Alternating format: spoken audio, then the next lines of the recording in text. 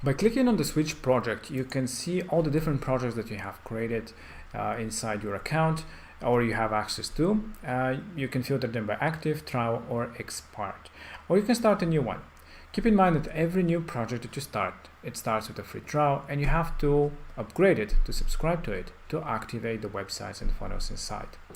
Now, what is a project? Basically, a project is a subscription in which you can have multiple websites or funnels which you can access from this button. So all the websites and funnels inside your current project, you see it here.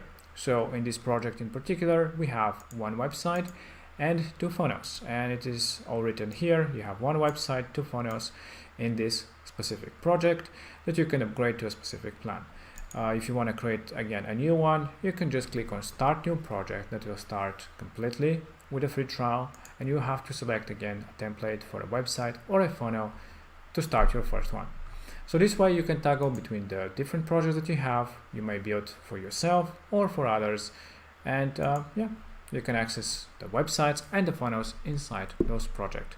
This is it. I hope that you enjoyed this quick video. If you have any questions, just let us know.